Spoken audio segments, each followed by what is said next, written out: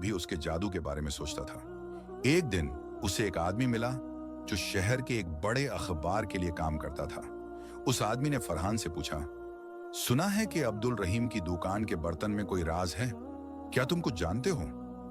फरहान के दिल में एक लम्हे के लिए शोहरत का लालच आया, मगर उसने सालार का वादा याद किया।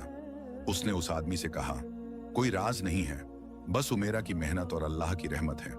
सालार को जब इस बात का पता चला, उसने कहा, फरहान, तूने मेरा राज छुपाया और एक बड़ी नेकी की, अल्लाह तुझे इसका अज्र देगा। फरहान ने मुस्कुराते हुए कहा, सालार, मैंने तुझे वादा दिया था और मैं उस पर कायम रहूंगा। यह वाकया सालार के लिए एक और सबक था कि सच्चा दोस्त वो है जो मुश्किल वक्त में साथ दे। एक दिन शहर के बड़े सन्नतकारी मेले का ऐलान हुआ। उमेरा ने अपने बर्तन इस मेले में दिखाने का फैसला किया। उसने रात दिन मेहनत की और अपने सबसे हसीन बर्तन तैयार किए। सालार, जो इस मेले के बारे में सुन चुका था, ने चुपके से अपने जादू से उमेरा के बर्तन को और नूरानी बनाया, लेकिन इस तरह कि कोई शक न करे। उसने यह भी किया कि मेले के बड़े खरीदारों के दिलों में उमेरा की दुकान के बर्तन देखने की ख्वाहिश जगाई। मेले के दिन उमेरा की दुकान का स्टॉल सबसे ज्यादा पसंद किया गया। लोग उसके बर्तन की सनतकारी देखकर हैरान थे और एक बड़े खरीदार ने उमेरा को अपने बड़े कारोबार के लिए बर्तन बनाने का ऑर्डर दिया। उमेरा के दिल में खुशी का समंदर उमड़ आया।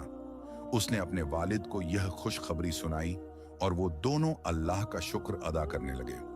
कुछ अरसे बाद उमेरा की दुकान न सिर्फ मोहल्ले बल्कि शहर के बड़े बड़े बाजारों में मशहूर हो गई।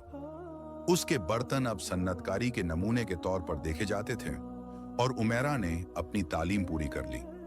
उसने एक छोटा सा मदरसा में मिट्टी के हुनर पर एक छोटा सा दर्स शुरू किया, जहां वह मोहल्ले के बच्चों को बर्तन बनाने का हुनर सिखाती। अब्दुल रहीम अपनी बेटी पर फख्र करते और वह अपने ख्वाब को पूरा होते देखकर सुकून में जिंदगी गुजारते। सालार अब भी चुपके से उमेरा की मदद करता था, मगर उसका जादू अब कम ही इस्तेमाल होता था, क्योंकि उमेरा की दुकान अपनी मेहनत से चल रही थी। एक रोज जब उमेरा अपने बर्तन सनतकारी मेले में दिखने के लिए तैयार कर रही थी, सालार उससे मिला।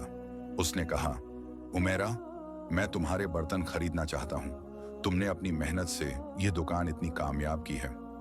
उमेरा मुस्कुराई और बोली, यह सब अल्लाह की रहमत है और मोहल्ले के लोगों का प्यार। मैं तो बस अपना काम करती हूं। एक दिन खबर आई कि शहर के बाजार में एक नए दुकानदार ने एक बड़ी दुकान खोली थी, जो चमकीले और सस्ते बर्तन फरोख्त